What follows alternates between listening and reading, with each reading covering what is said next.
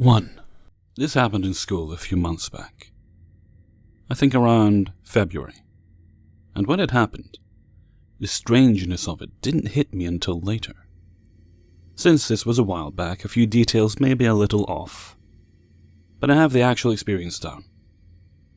A description of my school is important to understand the story. My school is pretty much a bunch of buildings on one compound. And there are two main buildings, the Tech Folk Wing and the Traditional Wing. The latter was really the main area of the school, where the auditorium, canteen, and main staff room are located. This wing houses a greater part of the school population, which would be the freshmen of the larger part of the juniors. In my country, kids start high school as early as 11, so from 11 to 16-year-olds. And it's really where the kids in that group spend most of the day. The Tech Folk building is where the less prominent and more hands-on subjects are, including woodwork, music, visual and performing arts, etc. It's also where all the seniors, a fragment of juniors, and the advanced level classes are housed. Both wings have 3 floors to them. I'm in the advanced level, and our class is on the 2nd floor. So, now that we're clear on that, I could get into the actual incident. The day that this happened, it was just me and one of my friends, Nicey. Our other friend hadn't come to school, so we were left to keep each other company. It was lunchtime, and we were in our classroom when Nicey wanted to go downstairs. She wasn't feeling well, and wanted to go home. But first she had to find her brother, who had some money for her. Her brother's class was on the 3rd floor of the main building, and I, being bored with nothing to do, decided to follow her. It was a pretty long walk from our classroom to her brother's. But when we eventually made it, she found him pretty fast. Then, she found out that he hadn't spent any of the money. Apparently, he was meant to change the money and keep half of it for himself for transport and whatnot. My friend was pretty ticked off about this, and they started to argue a little, before she ended up leaving with all the money. I'm assuming he must have told her he didn't need the money or something, and she told him to find his way home somehow. Next, we had to go to the staff room. I can't remember why we had to go there. It was either to tell our homeroom teacher that she was leaving early, or I had to talk to a teacher myself. On our way down, we ran into a boy that I have a class with. We'll call him Cooper for this story. Cooper was just on his way up to the 3rd floor as we were leaving it, and we bumped into each other on the stairs. I remember saying, "Lord Officer," to him, in a playful jab to his position in the school, which, once your schools have prefects of prefect bodies similar to the ones in schools in my country, was basically the equivalent of a police commissioner. He didn't say anything to me, and now that I really think about it, that was pretty strange too, because he always laughs whenever I say that. But I remember he gave me a little wave, and continued on his way, and me and Nicey went on our own way. We headed for the main staff room of the school. Normally in my school, students are allowed to simply walk in without any trouble, and see whoever teacher they had to. But because it was lunchtime, there's a kind of weird rule with regards to teachers and their lunchtime. We had to knock and wait for someone to answer. By this point, we'd probably been downstairs for about 15 minutes, and naturally, it was going to be quite a wait for a teacher to come to the door. Just to further describe the scene, there are 2 doors at this staff room. The one where it was facing the main corridor, and the other was further down, facing the corridor where the girls' bathroom was. And no, there is no other entry-exit besides those 2 doors. I was standing facing the 2nd door, and keep in mind, we were here for at least 15 minutes, since now leaving the 3rd floor. So, I was looking at the door when I saw it open, and Cooper stepped out of the staff room, with what I guess was work from a teacher. But when I did see him, I remember looking at him and thinking, wait, what? Me and my friend had just literally passed him upstairs. I know for sure he was going up as we were going down. When he was passing by us, he asked, "Who are you guys waiting for?" And Nicey replied, "Miss Whoever." I asked him, "Didn't we just pass you upstairs?" His response was, "I don't know." and he walked off. I was really confused, and I had to ask Nicey, didn't we just pass him upstairs? She said yes, so I know for sure both of us saw him, and I didn't imagine it. I jokingly said, wow, he must be Superman and flew down here. I brushed it off as, at the time, I didn't realize what had happened, and I had pretty much forgotten about it for the rest of the day. We eventually saw the teacher we wanted, and my friend left after that. A couple days later, my mind randomly went back to the incident for some reason, and, now that I was actually thinking about it, I began to notice that there was something very odd about the whole ordeal. Just to make this abundantly clear, we had first seen him on the 3rd floor, which is at the very top of the main building. And to get there, you need to climb 2 flights of stairs that both have a ridiculous amount of stairs. So I then thought, how exactly did he get back down so quickly? It is literally impossible for anyone to make it down from there in the time frame he would have had to get to the staff room. He would have had to have flown down. And then, I had another creepy realization. Me and Nicey were definitely down there before him, by at least 5 minutes, since we didn't see him anywhere on our way to the staff room, after the stairs. And, even if he had managed to make it back down the same time or a little after us, neither me nor my friend ever saw him go into the staff room, only when he was leaving it. And trust me, we were there long enough to have seen him if he had gotten there after us.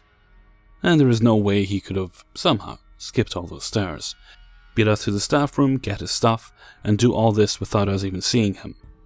And there was still the fact that I had been facing the direction he came from for the entire time we were there. I honestly don't know how to explain this, but it's either he ran to the staff room and slipped in while I wasn't looking for a second, or somehow he had been closer to the staff room while we were still upstairs, and had a head start. The only other logical reason, which is also by far the creepiest, is that he had been down there the entire time.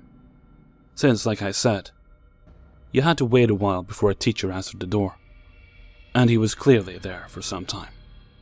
I don't know who or what my friend and I saw that day in the stairs, but after knowing about doppelgangers for a while before this, and then not finding any rational explanation for how he could have possibly gotten to the staff room before us, despite us clearly having left the 3rd floor before him, I am convinced that it wasn't something normal.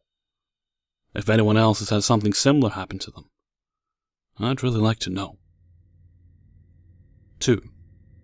There are 5 of us in our family. We are Filipino.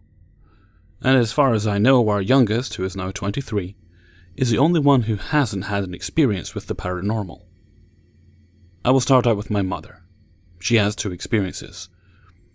Experience 1. This was back in the 80s, and she was in her mid-20s. One of her uncles recently died. A few weeks after the burial, she was talking to one of her aunties in the family kitchen. They were talking about the uncle that just died, and when my mom said her uncle's name, the cord that opens the light over the table got pulled, and the light lit up. Experience 2. This occurred when we first moved to New Zealand. We stayed in a suburb called Glenfield, and our first few weeks there, my mom would sometimes wake up at night and see a little boy at the foot of her bed. I myself believe that I saw an apparition of this boy. I clearly remember that night. It was around 9 p.m. and it was really dark. Someone knocked on the door, and when I looked out of my window, I saw what I believed to be a little boy running down our stairs towards the driveway. My father went outside to see who it was, but he said he did not see anyone walking down the steps. My brother's experience occurred in the same house that we lived in Glenfield. He was 13 at the time. On our very first night at that house, my brother woke up in the middle of the night and recalled seeing a bald man staring right at him.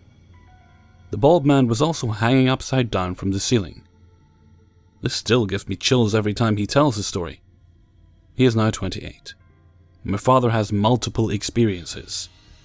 I will mention the 2 that I consider to be the scariest. The first one he experienced with a group of people, including my mother. Experience 1. It was in the early 1992 in the Philippines. They were having a Bible study group at my grandmother's house with a few other people. Midway through the Bible study, one of the maids ran out, crying and screaming. Concerned, the group went out to look for her. After about 10 minutes, my mom and dad found her crying and pointing up at a tree and saying, "Nandito siya," repeatedly. This translates as, "She's here." Experience 2.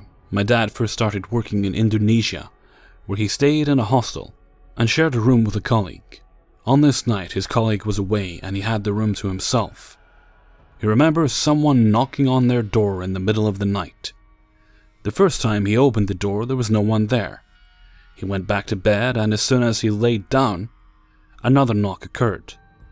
This time when he opened the door, he remembers seeing a lady with long black hair that covered her eyes. She was also wearing a long white gown. He was stunned. As he stood by the door, he recalls that day, that the lady glided towards his bed where she stood. My father has balls of steel, so what he did was just lie back down. He then felt his bed go down as if someone laid next to him. My father started praying out loud, and he felt the entity leave his bed and the room. When he looked around, it was gone. My experiences are weird. I have a combination of sleep paralysis, lucid dreaming.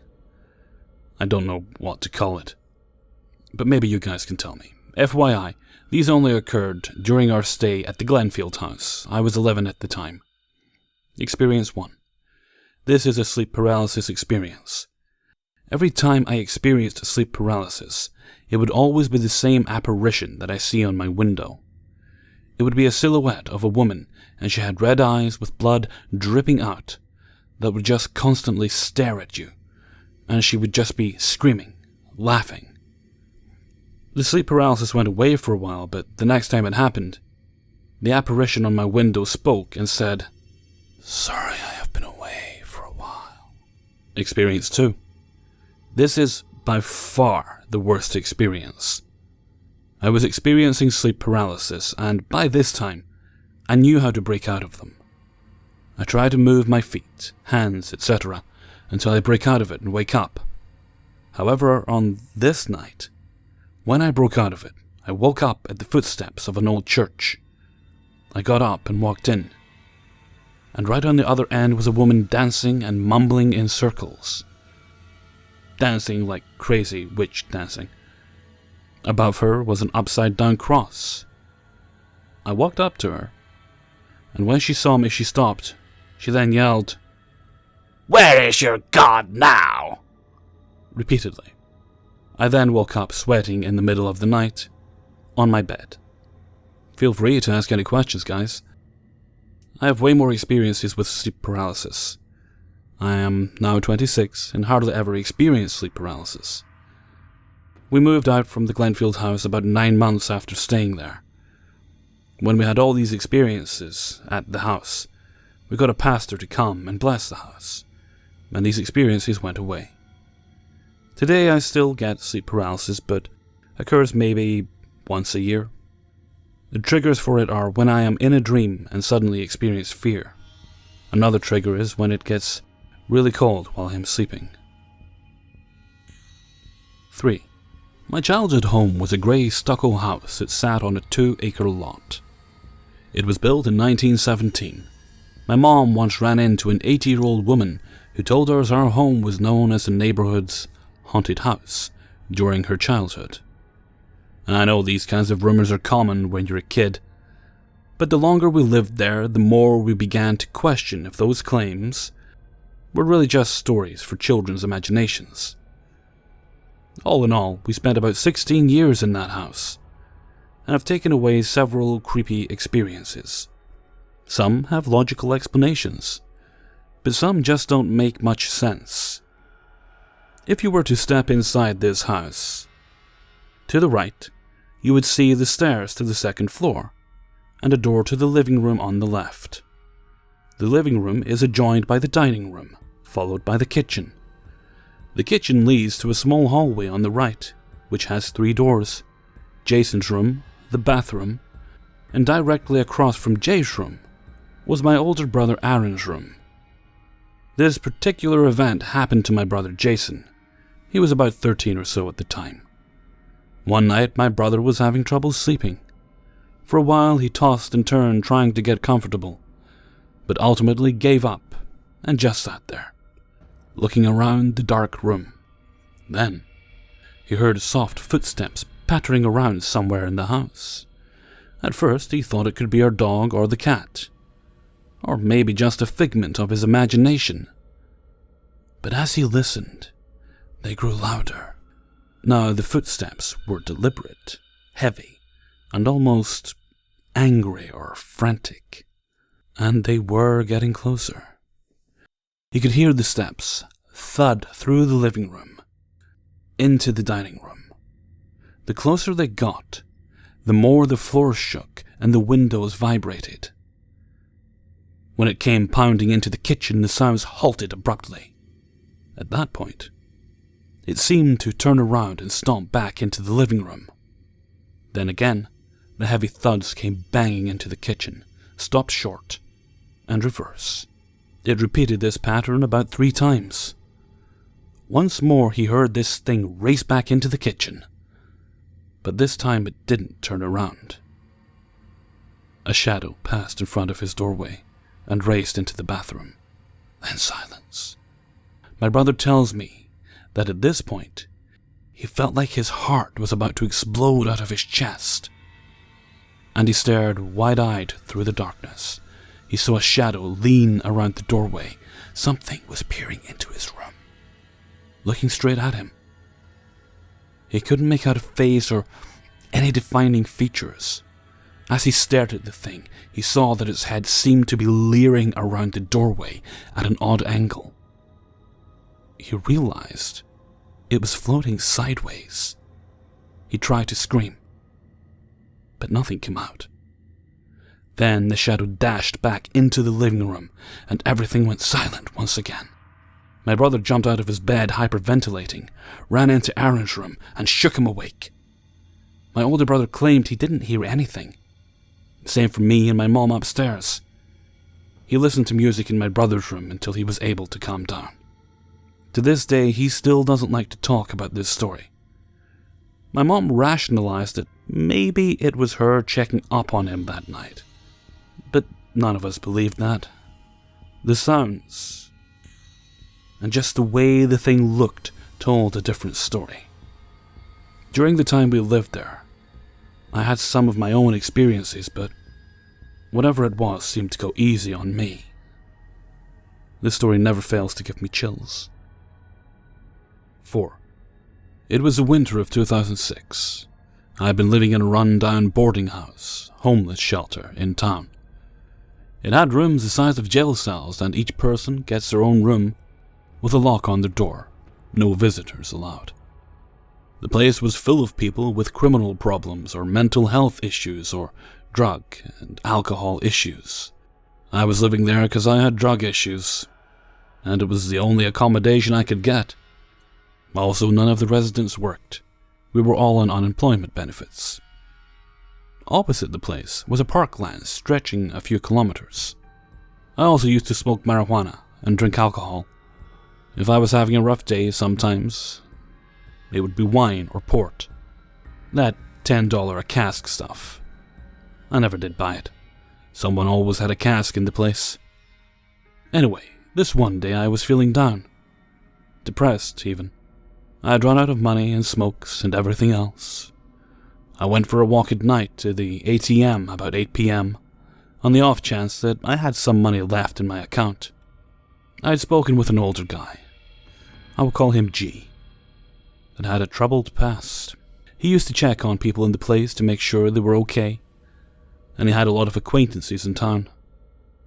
I told him I was walking to the ATM and would be back in about 10 minutes. It was 2 streets away. It was windy and raining slightly when I left. I walked to the ATM and checked my bank to find no money. I was annoyed, angry, and depressed. As I was walking back, a man called out to me from the parklands. Usually I avoid the parklands because druggies and undesirables drink there and mug people. I walked over to see what the guy wanted, and he offered me a drink of port out of one of them plastic disposable cups. He had a cask and was drinking with an Aboriginal guy. The Aboriginal guy was wearing a nice suit, had a shaved head and a stocky build. I had a few drinks and some smokes with them. We finished the cask in what seemed like 10 minutes between the three of us, and asked for their names. The white man who had originally called me over said, "You didn't say me." The Aboriginal guy laughed, shook my hand, and introduced himself. We will call him V, and told me to stop acting so nervous. Anyway, we had a chat, drank the port, smoked some tobacco, and they gave me some tobacco, and told me have a good night, and we all split and took off. The place we were at had tables and benches, and they left at least a dozen cups on the ground, plus spilled port on the ground, and table, and 2 empty casks on the table, plus cigarette butts everywhere. So I get back home to the boarding house, and G comes downstairs and says, "Where have you been? You were gone for hours." Then says, "I smell port on your breath. Are you okay?" I told him I'm fine. He starts asking, "Did anyone hassle you? Who did you drink with?" So I mention I had a drink with an Aboriginal in a suit. He continues asking me questions about this guy, and once I told him the description of the Aboriginal guy, and told him the guy said his name was V, he lost his breath, and seemed to almost faint. I asked what's wrong, and he said, "V's well known in town, but he died about 1.5 years ago. He was well respected, always wore a suit, and died of a heart attack." I asked him if it was a mistake or a cover-up. He said, 100% the man is dead. I saw the body in the casket before it was buried. He asked if I was given anything, and I showed him some tobacco. He asked where we drank, and we went back to the parklands with a torch and a couple of other people to the table and chairs. No butts on the ground, no cups, no spilt port, no smell of port, no empty casks. It was like no one had just been there. I don't know if he was a ghost. If it wasn't for the tobacco and the smell of port on my breath, noticed by other people, I would have thought I imagined it. The tobacco, I think, was laced with something, as I was sick afterwards and next morning, and my head felt like it was all over the place. Possibly just a hangover, but it felt worse. Also, most of the residents in the boarding house have met each other. Some even walked past the parklands at night, and no one noticed me or 2 others there. G claimed he had also walked past twice that night since I left. Note to non-Australians: an Aboriginal in a nice suit drinking cheap port and smoking rollies in the parklands is rare here. 5. I mean no disrespect to those who do believe, and I'm not totally closed to the possibility of the supernatural. I feel it's cocky in the least to say anyone can know for sure that such things do not exist. But as I mentioned in the title, I'm not really a believer in ghosts, monsters, alien visits, etc. That said, my parents and I had a series of weird experiences throughout 2003 and 2004. Maybe reaching into 2005, the year I graduated high school. I just barely found out about this sub, and thought people here might be interested in hearing about one of them. I remember this clearly. I told this story to my older brother and my parents the day it happened, and a number of times since to both family members and friends. It was in the spring, after school one day, and I was home alone. My dad had mentioned that my older brother, who didn't live there, might be stopping by to grab something out of the shed in the backyard, so not to be freaked out if I saw someone back there. When the doorbell rang, I thought it was him. But I also thought it was a bit strange that he didn't just let himself into the backyard through the gate. I was a little annoyed that I had to stop what I was doing to let him in, but when I asked at the door, there was no one there. At first I figured he must have gotten tired of waiting for me to answer and gone around. But just as I was closing the door to go look in the backyard, I heard the doorbell ring again. We had a doorbell in the front and back, and they made slightly different noises. The back door chime always clicked at the end, and that's what I heard the second time the bell rang, meaning the ringing was from the back door. I was trying to remember if it had clicked the first time, thinking maybe my brother had been in the back all along. I wasn't sure, but I really didn't think so. The different sound is fairly distinct. It was at this point that I started to feel uneasy, even though I still thought it must be my brother. Something didn't seem right. In my parents' kitchen, you could see the back porch leading to the door, where the back doorbell was, plainly through the window. There was an old woman there, wearing fairly stereotypical, lacy, old lady clothes. She was hunched over, but didn't seem frail or incapable at all. She flashed me an aggressive, toothy grin, and locked her eyes onto mine. I couldn't tell if the grin was malicious or impish or playful, but it wasn't the look of someone who'd accidentally wandered into my backyard. I had the impression of being toyed with, especially since I'd been expecting someone, my brother, to be in the backyard. It felt almost like this was happening as a way to play with my expectations, if that makes sense. I had to take my eyes off the porch in order to answer the door, but only for half a second. When I opened it, she was gone. A minute or two later, certainly not much more, my brother did ring the front doorbell, and I told him what had happened. As a side note, it was weird that he came to the front door instead of going around to the back on his own. And again, I felt briefly like the woman, or what appeared to be a woman, had known he would do that. Like it was part of the game. I was terrified the day of, especially because my mom had been complaining about some unexplained spooky stuff going on around that time that I'd largely written off as not real, even though I am not a believer in these things as they are typically defined. I'll admit, it was quite strange.